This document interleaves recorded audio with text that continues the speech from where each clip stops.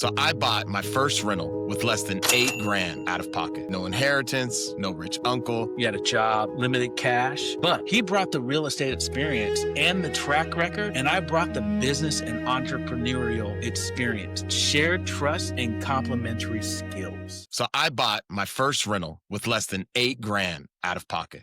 I had no inheritance, no rich uncle, and no lottery ticket. Yeah, and you know what? You had a family, you had a job, limited cash, but you found a creative way, in a responsible way, to fund your very first deal. It wasn't hype moves, it was just smart leverage. Yeah, man. So for me, I tapped into something that most people, they don't even think about, don't even consider: my life insurance policy.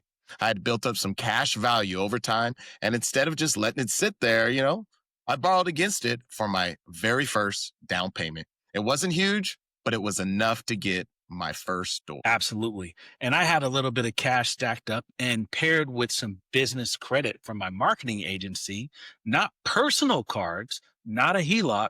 I just used strategic use of that business line and those cash reserves that was already available to me.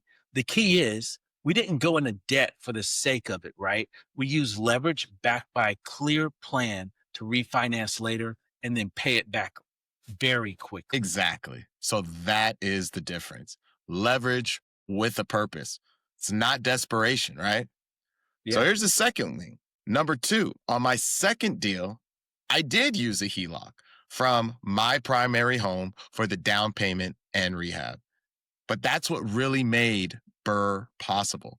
That's buying, fixing, refinancing, and pulling the money back out. Yeah. That sounds good, man. So like we treat that money like a tool. That's the way you have to look at this.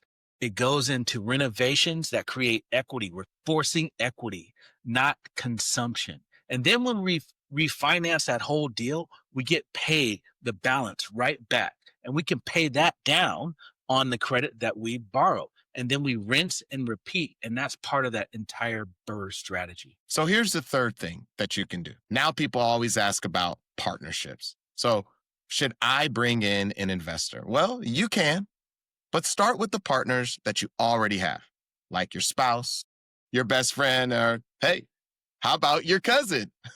Whoop, whoop. Someone who shares your vision and work ethic. Yeah, exactly. And we partnered with each other because he brought the real estate experience and the track record, and I brought the business and entrepreneurial experience. That's the kind of partnership that beginners need to look at. They need to look at shared trust and complementary skills. Right. And if you're starting solo, your first partner might just be maybe your lender or someone who is like-minded. Build trust one deal at a time. Nice. That's good advice. So look, you don't need a pile of cash to start. You just need a plan, a network, and the courage to use what's already in your hands.